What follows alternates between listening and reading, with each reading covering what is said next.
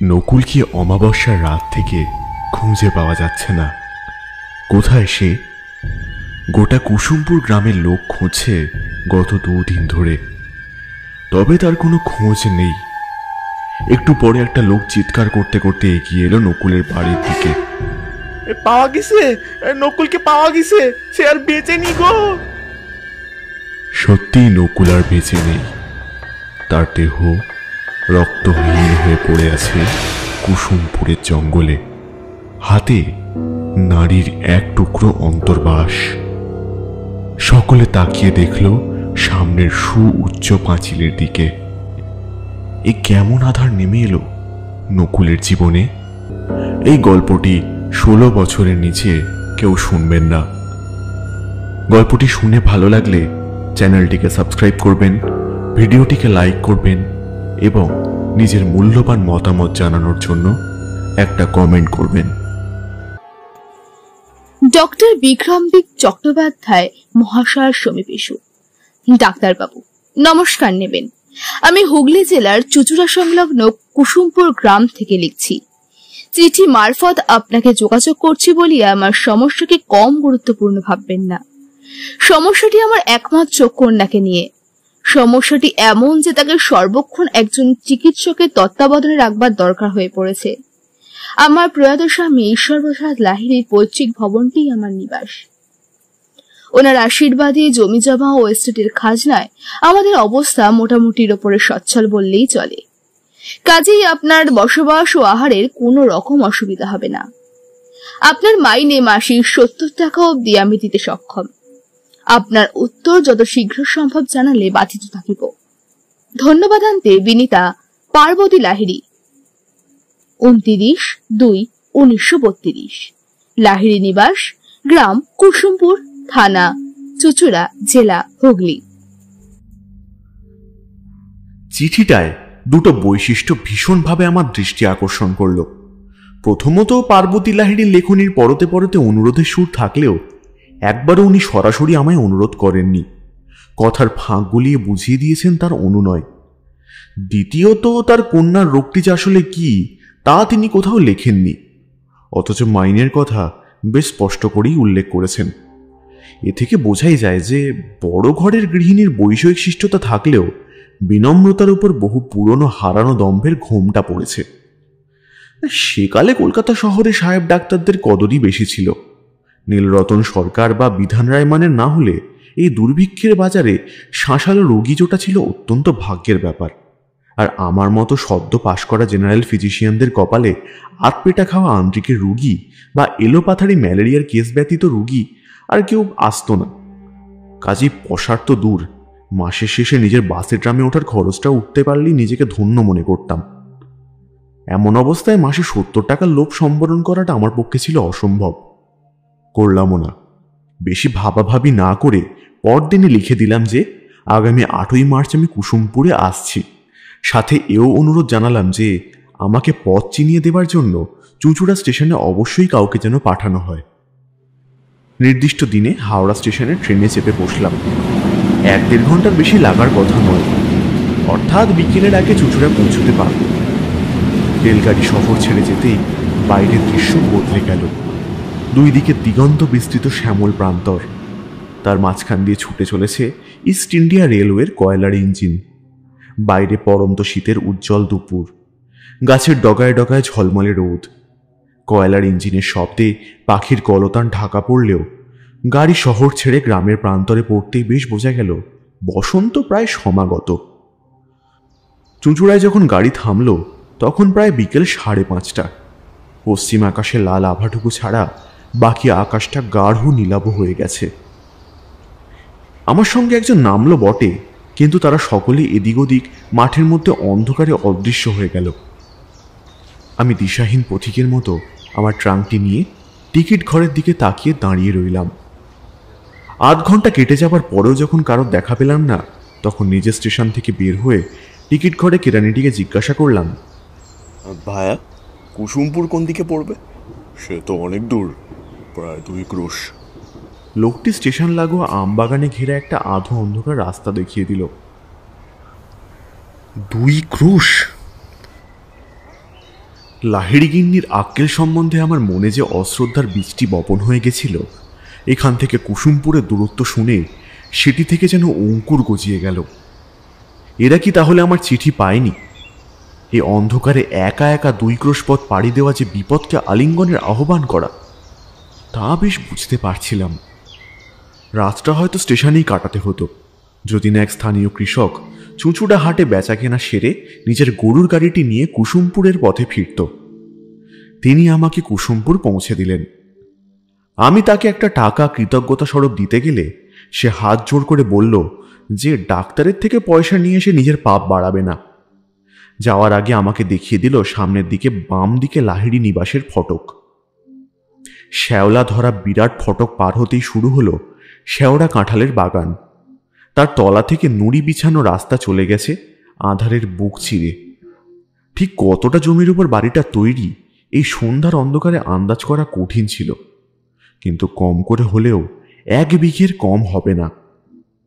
ধীরে ধীরে ঘন ছায়ায় ঘেরা গাছপালার ফাঁক থেকে সাদা বাড়ির দালানটিকে উঁকি মারতে দেখা গেল। বাড়ি না বলে প্রাসাদ বললে বোধহয় ঠিক হয়, যদিও অনাদর ও অবহেলায় বিভিন্ন জায়গায় রং চটে গেছে বা সিমেন্টের কারুকার্য করা থামগুলো বিভিন্ন জায়গায় ফাটল ধরেছে। তবু এই সন্ধ্যের অন্ধকারেও ভগ্নদশায় রুগ্ন বাড়িটির প্রতিটি কোণা থেকে ঐতিহ্য যেন ঝরে পড়ছে। উঠোনের মাঝখানে এসে দাঁড়ালাম। প্রকাণ্ড আধার ঘেরা প্রাসাদের সামনে দাঁড়িয়ে নিজেকে বড় ক্ষুদ্র এবং নির্বল মনে হতে লাগল। ট্রাঙ্কটা উঠোনের উপর নামিয়ে রাখলাম। এরা কি কেউ বাড়ি নেই, নাকি আমি আসব সেই আশা করেনি? ঝিঁঝি ডাকতে আরম্ভ করেছে ঝোপের ভিতরে। আকাশে দিনের আলোর শেষ রেশটুকু মুছে গেছে। মনে মনে ভাবলাম যে একবার হাঁক দেওয়াই যাক না। গলা বাড়িয়ে হাঁক দিতে যাব এমন সময় বারান্দার কোণে একটা টিমটিমে আলো দেখতে পেলাম। ক্রমে সেটা বড় হতে হতে উঠোনে আমার সামনে এসে থামল।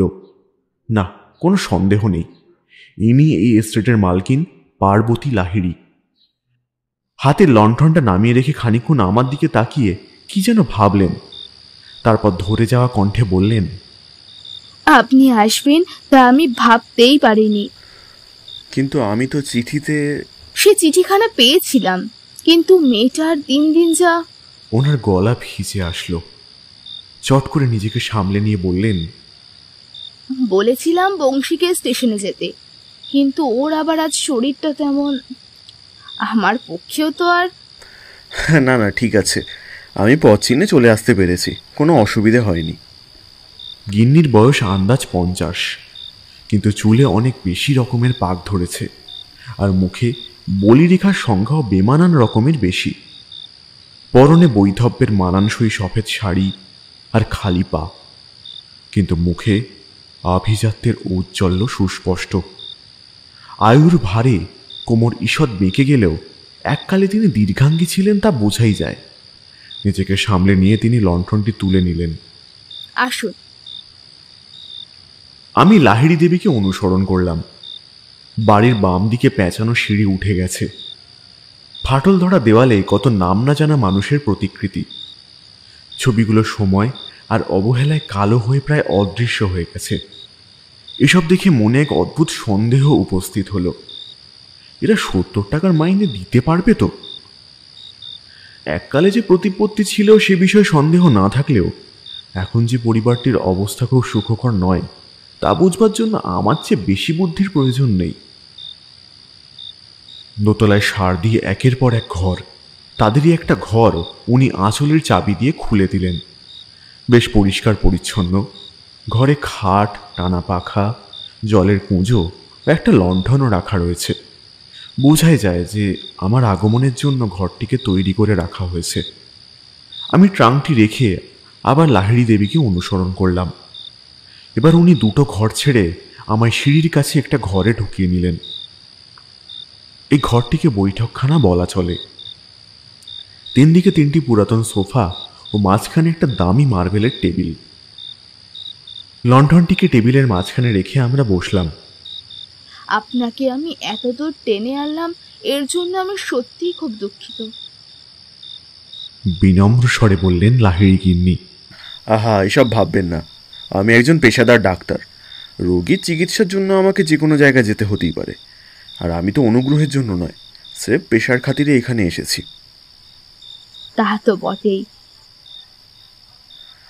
আচ্ছা, এবার যদি আমায় রোগীর বিষয়ে কিছু বলেন। লাহিড়ী দেবী কিছুক্ষণ চুপ করে থেকে তারপর বলতে আরম্ভ করলেন। আমার মেয়ের জন্ম কলকাতাতে আজ থেকে 27 বছর আগে। জন্মানোর পরই ডাক্তার বলে দিয়েছিল যে তার জীবন আর 5 জনের থেকে আলাদা হবে। সময় সময় নানা রকম উপসর্গ দেখা দেবে। হয়ও তাই। 5 বছর বয়স থেকে তাকে মাঝে মাঝেই শ্বাসকষ্টজনিত কারণে অসুস্থ হয়ে পড়তে হয়। 13 বছর বয়সে যখন তার শরীর জানান দেয় যে আমার মেয়ে এখন শিশুর থেকে কিশোরী হয়েছে, প্রথমবার তার এত রক্তপাত হয় যে 5ম দিনের পর সে 3 দিন অজ্ঞান হয়ে পড়ে থাকে। সন্তান ধারণে বাধা রয়েছে বলে তাকে বিয়ে দেওয়া সম্ভব হয়ে ওঠেনি। এখন ব্যাপার এমন দাঁড়িয়েছে যে শ্বাসকষ্ট, রক্তাল্পতার সাথে যোগ হয়েছে স্নায়ুর চাপ। যে কোনো ব্যাপারে আর 5 জনের থেকে উত্তেজনা তার অনেক বেশি হয়। কখনো কখনো রেখে আমায় মারতে পর্যন্ত যায়, কখনো আবার নিজের মনেই কেঁদে ভাসায়, কখনো খুব দুর্বল, কখনো বা 3 দিন ঘুমিয়ে কাটিয়ে দিল। ডাক্তারবাবু, আমি একা মানুষ, ওকে নিয়ে বড় বিপদে পড়েছি। কি করেছে বাঁচাবো আমি মেয়েটাকে? শান্ত হন। অমূলক উত্তেজনা বা মূর্ছইন্ত হরমোনের কারণে হয়ে থাকে। আর স্ত্রী রজজনিত অসুবিধা থাকলে হরমোনের তারতম্যে গোলমাল হওয়ার সম্ভাবনা প্রবল। দেখুন, যদিও আপনি ওকে একবার কোনো ভালো স্ত্রীরোগ বিশেষজ্ঞকে দেখাতে পারতেন, কিন্তু এও ঠিক যে ভালো স্ত্রীরোগ বিশেষজ্ঞ আপনি কলকাতাতেই কটা পাবেন বলা শক্ত। আর মফস্বলে তা পাওয়ার কোনো প্রশ্নই নেই। আচ্ছা, ওকে একবার দেখা যায়? ও একতলায় নিজের ঘরে আছে। আপনি আসার আগে ঘুমিয়েই ছিল। তাহলে কাল সকালেই বরং দেখা যাবে। এই অন্ধকারে চোখ বা নখের রং তো আমি এমনিতেও বুঝবো না। অ্যানেমিক রোগীর জন্য যা বোঝা অত্যন্ত জরুরি। ও সকালে ওঠে কখন? ও ভোরে উঠে স্নান সেরে পুজো দেয়। আপনি ওঠার আগেই আমি ওকে তুলে দেব। আপনি সকাল সকাল ওকে পরীক্ষা করে নিতে পারবেন। আচ্ছা, বেশ, তাই হবে এখন। লাহিড়ী গিন্নি উঠে গেলেন, সাথে আমিও উঠলাম। আপনার খাবার কখন পাঠাবো ঘরে ডাক্তারবাবু? 8:30। আমি ঘর থেকে বাইরে এসে দাঁড়ালাম। উনি তালা দিতে দিতে বললেন, আপনি ঘরে চলে যেতে পারেন, আমি কিছুই মনে করব না। বলে শান্ত পায়ে সিঁড়ি দিয়ে নেমে গেলেন। দেখে ভালো লাগলো যে বাড়িতে কোনো চতুর্থ ব্যক্তিও আছে। কাঁটায় কাঁটায় 8:30টার সময় আমার ঘরে কাঁসার থালায় খাবার নিয়ে আসলো এক অতি বৃদ্ধ ভৃত্য। তোমায় তো আগে দেখিনি। আমার কথায় ভৃত্যটি কোনো রকম উত্তর দেওয়া তো দূর, তার সামান্যতম অভিব্যক্তির পরিবর্তনও ঘটল না। এমনকি সে আমার দিকে মুখ তুলে একবার তাকালো না পর্যন্ত। আমার মনে হলো সে হয় চোখে কম দেখে, না হলে কানে কম শোনে, বা দুটোই। দামি চালের ভাত, বিউলির ডাল আর টাটকা কাতলা মাছের ঝোল খেয়ে শীতের অনুভূতি গায়ে মেখে অচেনা জায়গাতেও বেশ ভালো ঘুম হলো। যখন চোখ খুললাম তখন প্রায় সকাল 6:30। পাশের কলঘরে গিয়ে চোখে মুখে জল দিয়ে বারান্দায় এসে দাঁড়ালাম। শীতের মরা রোদে বাগানটা ঝলমল করছে। দূরে পশ্চিম দিকে ঠাকুরঘর, আর তার সামনে আমার চোখ হঠাৎ আটকে গেল। আগাম বসন্তের এক ঝলক হাওয়া যেন আমার চোখে মুখে ঝাপট লাগিয়ে দিল। ঠাকুর ঘরের সিঁড়িতে ফুলের সাজি হাতে দাঁড়িয়ে আছে একটা মেয়ে, গায়ে আধ ভেজা ফিনফিনে শাড়ি, যা তার সিক্ত পিঠের উপর স্থানে স্থানে চেপে বসেছে। মুখখানি যেন এক টুকরো হিরে, গালে ও চিবুকের কাছে অল্প মেদের ছোঁয়া আছে। ঠোঁট দুটো ভরাট ও পিচ্ছিল, যেন জগতের সব রস ওই গোলাপি মাংসখণ্ড যুগলের অন্তরে ঠেসে ভরা। চোখের পাতাগুলো অত্যন্ত লম্বা, ভিজে চুল খানিকটা কাঁধের উপর থেকে সামনে এলিয়ে তার ভরাট স্তনের উপর পড়েছে। তার গভীর খাঁজের ভিতর আটকানো ভিজে কাপড়ের টুকরোটি যেন বিশ্বের সবচেয়ে সৌভাগ্য নিয়ে তৈরি হয়েছে। কোমর আর পেটের ভাঁজের উপর দিয়ে জলের ফোঁটাগুলো আলতো করে গড়িয়ে পড়ছে আর স্থান পাচ্ছে আবৃত নাভির গহ্বরে। তার শরীর যেন যৌবনে ঠাসা কোনো এক অজানা স্বর্গ, যা শুধু বিমোহিত নয়, পুরুষকে উন্মাদ করে সহাস্যে মরতে বা মারতেও বাধ্য করে। পলকে ভুলে গেলাম যে আমি একজন চিকিৎসক, ভুলে গেলাম আমার সেবা ধর্মের শপথের কথা। আমার 24 বছরের যৌবন যেন উদ্বেলিত হয়ে উঠল। শিরায় শিরায়, রন্ধ্রে রন্ধ্রে সবকিছু যেন অনুভব করতে পারলাম। রমণী ধীর পায়ে উঠোনে ভিজে পায়ের ছাপ ফেলে বারান্দায় উঠে গেল। আমি অনেকক্ষণ সেই দিকে তাকিয়ে থেকে সরে আসলাম। মেডিকেল কলেজে শোনা একটা কথা আমার মাথায় ঘুরে ঘুরে আসতে লাগলো। রোগী আর ডাক্তারের সম্পর্ক মোটর আর মেকানিকের মতো। এতে অনুভূতি নেই, চেতনা নেই, মমতা নেই, আছে শুধু সেবা ধর্মের প্রতি নিষ্ঠা। মনের কোনায় অন্তর্যামী লামপট্ট যেন হেসে মনে করিয়ে দিল, সেবা করতেই তো আমার এখানে আসা। এমন এক রোগীর সেবা 1-2 দিন ধরে নয়, দিনের পর দিন, রাতের পর রাত আমি করে যাব। কেউ ভুল বুঝবে না, কেউ দোষ দেবে না, ডাক্তার বলে কথা। আমার ঠোঁটের কোনায় খেলে গেল একটা পৈশাচিক হাসি। একতলার পূর্ব দিকের ঘরের দরজায় আলতো টোকা দিলাম। দরজা স্রেফ ভেজানো ছিল, তবু ভদ্রতার খাতিরে টোকা না দিলেই নয়। মেয়েটি দরজা খুলল। সকালে দেখা শাড়িটা ছেড়ে এখন অন্য একটা রাঙা রঙের কাপড় পরেছে সে। শাড়ির রংটা যেন তার অঙ্গে অঙ্গে আগুনের উত্তাপ জাগিয়ে তুলছে। তা যেন যৌবনের পরিপক্কতায় টইটুম্বুর। বলুন। আমি কাল এখানে এসেছি। কাল রাত হয়ে গিয়েছিল বলে আপনাকে আর বিরক্ত করিনি।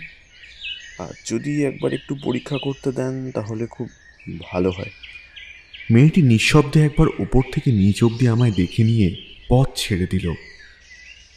আমি তার পিছন পিছন ঘরের ভিতরে ঢুকলাম। বেশ পরিচ্ছন্ন ঘর। ভেজা চুল ছাড়তে ছাড়তে প্রশ্ন করল মেয়েটা, আপনাকে সকালে চা দিয়েছে? আগে হ্যাঁ, আপনার মা সকালে আমাকে নিয়ে একবার আপনার কাছে আসতে চেয়েছিলেন। আমি ওনাকে বললাম ব্যস্ত না হতে, আমি সময় করে ঠিক দেখে নেব। আর তখন আপনি সদ্য ঠাকুরঘর থেকে ফিরছিলেন। অত সকালে আপনাকে বিরক্ত করাটা। মায়ের বয়স হয়েছে, উনি আমায় নিয়ে চিন্তা বেশি করেন। আমি মনে করি না আমার জন্য 24 ঘন্টার মোতায়েন করা ডাক্তারের কোনো প্রয়োজন আছে। আমার চোখের পানে তাকিয়ে বলল মেয়েটা। তার উজ্জ্বল খয়েরি চোখ আর ধনুকের মতো বাঁকা ভুরু যেন এক কোনো শিল্পের নিদর্শন। আমি তার বিছানার উপর সন্তর্পণে বসলাম। তারপর সাহস করে বললাম, আচ্ছা, আপনার নামটা জানতে পারি? মেয়েটা বিছানার ছত্রিতে হেলান দিয়ে দাঁড়ালো। আমার মুখের দিকে তাকিয়ে ফিক করে হেসে জবাব দিল, লোহিতা। আমি একটা লম্বা শ্বাস টেনে বললাম, লোহিতা দেবী, এবার যদি একবার আমায় দেখতে দেন। খিলখিল করে হেসে উঠল লোহিতা। তার হাসি যেন শরতের ঝংকারের মতো পুরনো দেওয়ালগুলিতে প্রতিধ্বনিত হতে লাগলো। থাক না ডাক্তারবাবু, রোগীকে না হয় অত সম্মান নাই বা দিলেন, শুধু লোহিতা বলেই ডাকুন। শোভ। কথাটা যেন ছ্যাঁত করে আমার বুকে ছ্যাঁকা দিল। আমি বললাম, শো। লোহিতা তার দীর্ঘ শরীরটাকে এলিয়ে দিল বিছানায়। চুলগুলো মেঘের মতো বিছানা জুড়ে ছড়িয়ে গেল। তার চোখ ও জিভ দেখে বুঝলাম সে সত্যি রক্তাল্পতায় ভুগছে। হাতের পালস দেখার সময় তার আঙুলগুলো যেন আমার কবজি চড়াতে গিয়েও চড়ালো না। তার পালস অনেকটাই ঢিমে, সম্ভবত নিম্নমুখী রক্তচাপের কারণে। আমি স্টেথো বার করলাম, বললাম, জোরে শ্বাস নিন।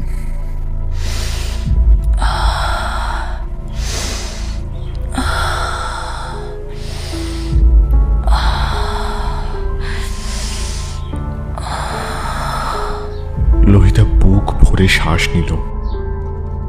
তার প্রাচুর্যে ঠাসা বক্ষদ্বয় উথলে উঠল ঊর্ধ্বপানে।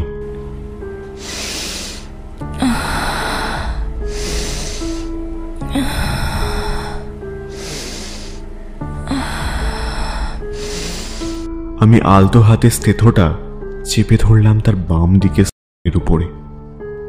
পরক্ষণে আমার পায়ের নখ থেকে মাথার চুল অব্দি যেন বিদ্যুৎ খেলে গেল। আমার সমস্ত রক্ত ছুটে গিয়ে আমার পুরু সঙ্গে জমা হলো। লোহিতা আরেকবার শ্বাস নিল। আমার হাতটা নেমে এসে আবার উঠে গেল। বেশ বুঝতে পারছিলাম আমার ডাক্তারি বিদ্যা লোপ পেয়ে সেই জায়গায় স্থান নিচ্ছে এক অশুভ উন্মত্ত বাসনা। হাতটা সরিয়ে নিলাম। ইশারায় উঠতে বললাম লোহিতাকে। কি বুঝলেন ডাক্তারবাবু? তেমন কিছু না, একটু অবজারভেশনে থাকতে হবে আর কি।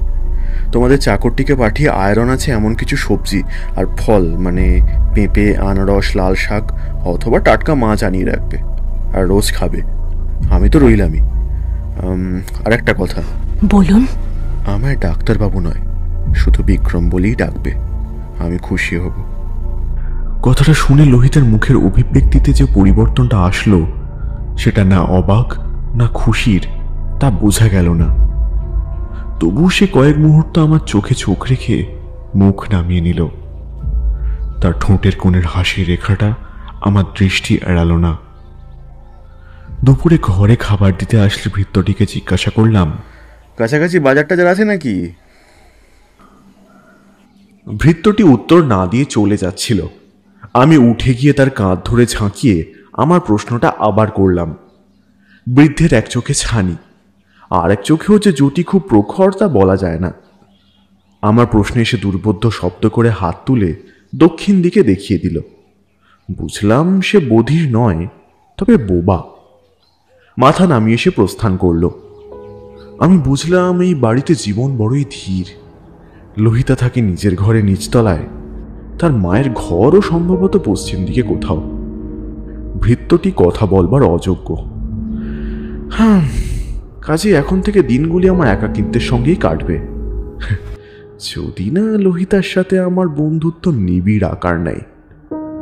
আমার ডাক্তারি সত্তার পবিত্রতার উপর কখন যে ধীরে ধীরে অন্ধকার ছেয়ে গেছে তা বুঝলেও তাকে দমাবার চেষ্টা করলাম না। সন্ধ্যের দিকে বাজারে সিগারেট কিনতে এসে সেদিনে সেই চাষির সঙ্গে দেখা হয়ে গেল। আমাকে তিনি আবার দেখে খুব খুশি হলেন। খুশি হয়ে গোসাইয়ের দোকানে কুসুমপুরে সেরা চা খাইয়ে ছাড়লেন। কথায় কথায় জানলাম তার নাম গোবিন্দ। আপনি কর্তা বাবার গিন্নির চিকিৎসা করতে এসেছেন বুঝি? বাঁশের বেঞ্চের উপর বসে আমি বললাম, না না, উনি তো বেশ আছেন।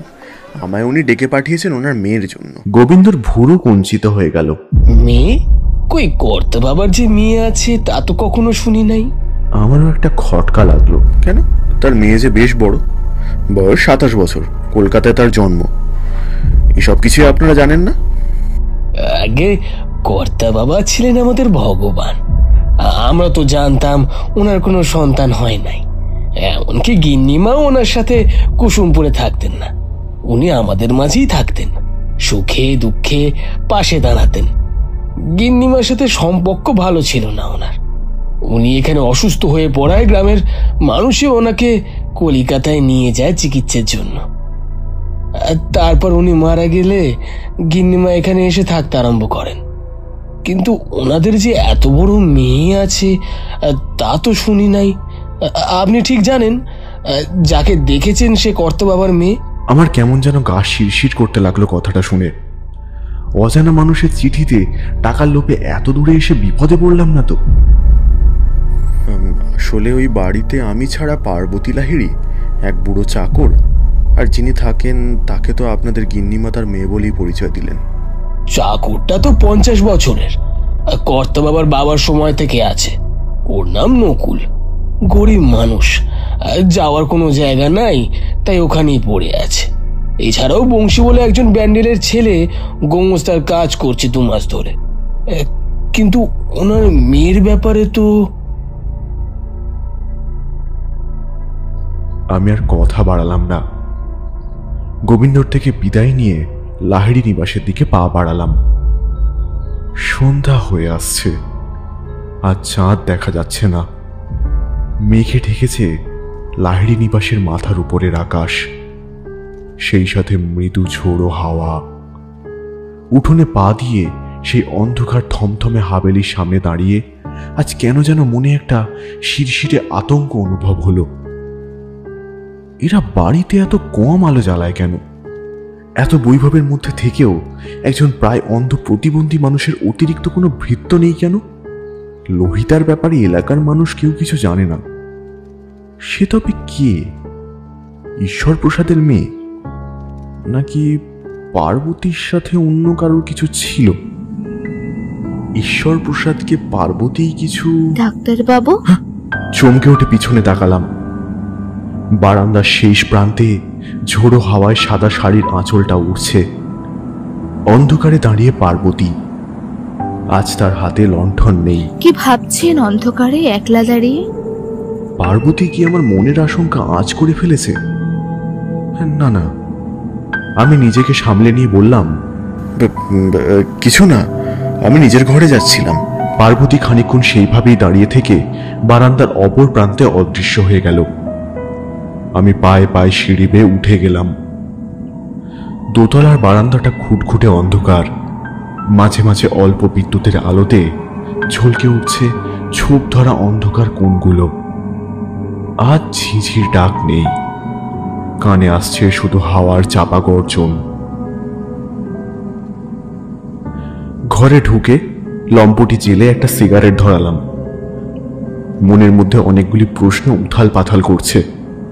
এত বড় হয়ে গেল একজন মেয়ে, অথচ কেউ সেই বিষয়ে জানবে না। দোতলায় আর একতলায় 3টি ঘর বাদে সব ঘর তালা বন্ধ। কেন? বংশী ছেলেটি বা কোথায় গেল? থমথমে শুনশান লাহিড়ী নিবাসে কি সত্যিই কোনো কদর্য রহস্য লুকিয়ে আছে? না, এই জায়গায় থাকাটা শ্রেয় নয়। মা মেয়ের ব্যবহারে আমি কোনো বেচাল না দেখলেও এ বিষয়ে সন্দেহের কোনো অবকাশ নেই যে এই পরিবারটির সাথে রাতের পর রাত এই হানা বাড়িতে সহবাস করা উচিত হবে না। ঠান্ডা মাথায় সিগারেটটা শেষ করে আমি ট্রাঙ্কটা গোছাতে লাগলাম। আজ রাতে হয়তো কলকাতা ফেরবার গাড়ি পাবো না। বাজার এলাকায় গিয়ে গোবিন্দর খোঁজ করব। সে নিশ্চয়ই আজ রাতে থাকার মতো একটা জায়গা করে দিতে পারবে। তারপর কাল সকালের প্রথম গাড়ি ধরে হাওড়া ফিরে যাব। ঝোড়ো হাওয়াটা বাড়ছে। বৃষ্টি নামার আগে আমাকে বাজারে পৌঁছতেই হবে। ট্রাঙ্কটা তুলে নিয়ে পা বাড়াবো, এমন সময় বিদ্যুতের আলোতে একটা অবয়বে ছায়া দেখতে পেলাম। শিউরে উঠে দুপা পিছিয়ে আসলাম। চেয়ে দেখি সামনের অন্ধকারে ছায়ামূর্তির মতো আমার দরজায় দাঁড়িয়ে আছে লোহিতা।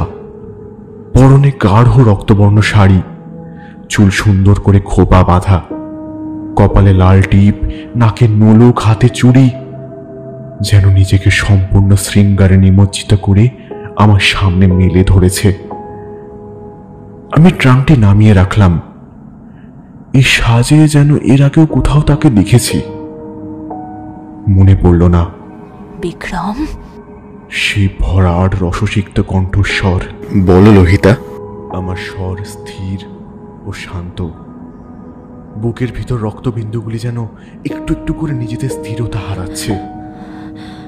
আমার তলপেটের ব্যথাটা আজ খুব বেড়েছে বিক্রম, সেই সাথে শ্বাসকষ্ট। মনে হচ্ছে তোমার রজসময় ঘনিয়ে এসেছে লোহিতা। তোমার এখন বিশ্রাম করা উচিত। বেশি হাঁটা চলা বা সিঁড়ি ভাঙলে রক্তপাত বেশি হবে। লোহিতা আমার পাশে রাখা ট্রাঙ্কটিকে এক ঝলক দেখে পুনরায় আমার দিকে তাকালো।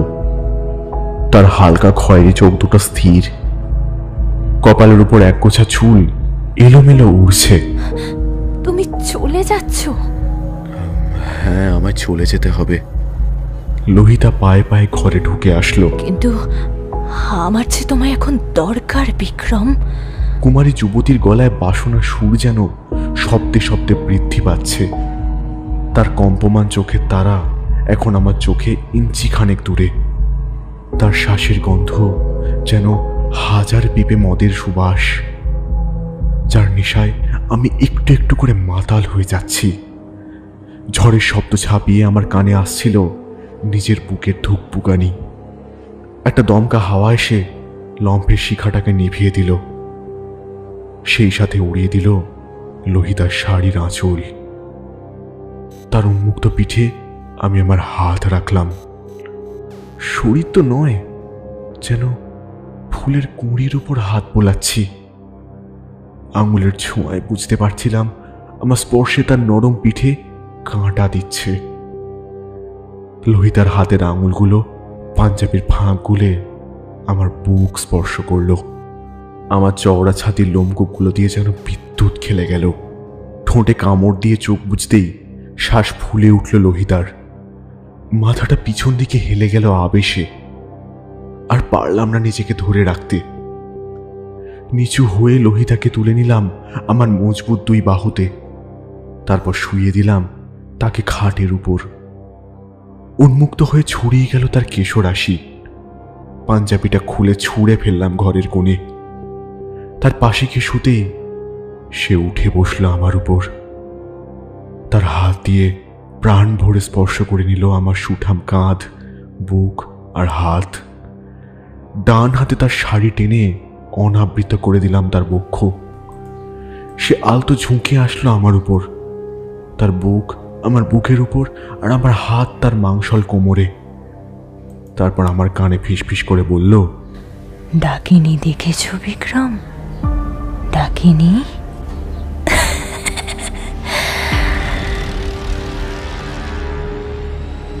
এই কেমন প্রশ্ন? হঠাৎ লোহিতার ওজন যেন বাড়তে আরম্ভ করলো। আমার হাত দুটো নিজের কোমর থেকে ছাড়িয়ে সপাটে চেপে ধরলো নিজের দুই হাঁটুর নিচে। লোহিতার হাতে এত জোর আসলো কোথা থেকে? হাসতে আরম্ভ করেছে লোহিতা। গায়ে কাঁটা দিয়ে উঠল আমার। সর্বশক্তি দিয়ে ঝটকা মারবার চেষ্টা করলাম, কিন্তু বৃথা সব চেষ্টা। কান ফাটানো শব্দে বাজ পড়ল, আর ঝলকে যা দেখলাম তাতে ভয় চিৎকার করে উঠলাম। আমার কোমরে চেপে বসেছে এক নগ্ন পৈশাচিক নারী মূর্তি। ঝড়ে তার চুল ঊর্ধ্বমুখে উঠছে। তবে কে? আচমকায় গলা দিয়ে প্রশ্নটা বের হয়ে আসলো। লোহিতা মুখ নামিয়ে আমার মুখের কাছে আনলো। যে ঠোঁটে এতক্ষণ পাচ্ছিলাম নেশালো সুবাস, তা বদলে গিয়েছে গা গুলোনো দুর্গন্ধে। তার বিভৎস খয়েরি চোখ দুটো লোলুপ দৃষ্টি আমার দিকে। তোমায় যে আমার দরকার বিক্রম। তাজা রক্তের সুধা যে আমায় বাঁচিয়ে রেখেছে ডাক্তারবাবু। গত মাসে বংশী, আর এ মাসে তুমি।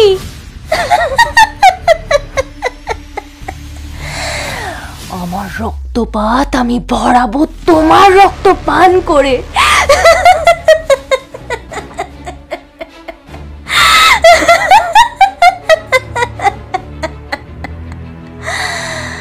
পলকে বদলে গেল লোহিতার রূপ।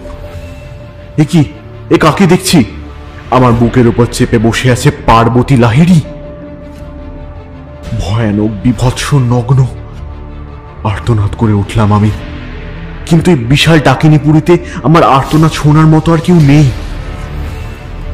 এবার মনে পড়ল লোহিতার ছবি কোথায় দেখেছিলাম। প্রথম দিন সিঁড়ি দিয়ে উঠবার সময় তৈলচিত্রগুলোর মধ্যে একটাতেই দেখেছিলাম। জমিদার গোছের একটা মানুষের পাশে হুবহু এই চেহারার এক মহিলা, অর্থাৎ স্বামী স্ত্রী। এই ডাকিনী নিজের যৌবনের রূপ ধরে এতক্ষণ আমায় যৌনতার জালে ফাঁসিয়ে নিজের রক্ত তৃষ্ণা মেটাবার জন্য আমাকে ডেকে এনেছে। অট্ট হাসিতে কেঁপে উঠল ঘর, গর্জে উঠল বাজ। পার্বতীর জিঘাংসা ভরা মুখের ভিতর থেকে বের হয়ে আসলো দুটো ছুঁচলো দাঁত। লকলকে জিহবাটি ঝুলে পড়ল মুখের ফাঁক দিয়ে। তার চোয়ালটি নেমে আসলো আমার গলা লক্ষ্য করে। আমি মৃত্যু ভয়ে চোখ বুঝলাম। হঠাৎ এক দুর্বোধ্য হুঙ্কারে আমার সম্বিত ফিরল। আমার নজর ঘুরল দরজার দিকে। দেখি সেখানে দাঁড়িয়ে আছে সেই অন্ধভৃত্যটি। হাতে তার একটা বড় কাটারি। ছানি পড়া চোখেও চলছে ক্রোধের ভাঁটা। বাঁচাও বলে চিৎকার করে উঠলাম। বৃদ্ধ গর্জন করে কাটারিটি মাথার উপর উঠিয়ে সোজা ঝাঁপিয়ে পড়ল পার্বতীর উপর। মারতে থাকলো এলো পাথারি কোপের পর কোপ। পার্বতী আমায় ছেড়ে আর্তনাদ করে হুমড়ি খেয়ে পড়ল বৃদ্ধের উপর। আমি এক লাফে উঠে পড়লাম। বৃদ্ধের হাত থেকে কাটারিটা ছিটকে পড়ল মেঝেতে। তারপর আমার কিছু করবার আগেই বৃদ্ধ নিজের সমস্ত শক্তি দিয়ে পার্বতীকে চাপটে ধরল। তারপর পেছনের গরাদবিহীন জানলা দিয়ে ঝাঁপ মারল নিচে। ধূপ করে দুটো শরীর মাটিতে পড়ার শব্দ হলো। তারপর সব চুপ। আতঙ্কে রেশ কাটতে না কাটতেই আমি উঁকি মারলাম জানলা দিয়ে। বিদ্যুতের আলোয় দেখতে পেলাম 25 ফুট নিচে শান বাঁধানো চাতালের উপর ঘাড় মোটকে পড়ে আছে একটা দৈত্য সদৃশ উলঙ্গ নারী শরীর। ও তার পাশে নিথর হয়ে পড়ে আছে নকুল, বিশ্বস্ত নকুল। চোখে মুখে তার প্রশান্তির ছাপ। সে শুধু আমার প্রাণ বাঁচায়নি, নিজের প্রাণ দিয়ে সাপ মোচন করে গেল তার ভ্রান্ত মনিবের বিধ্বস্ত ঐতিহ্যের।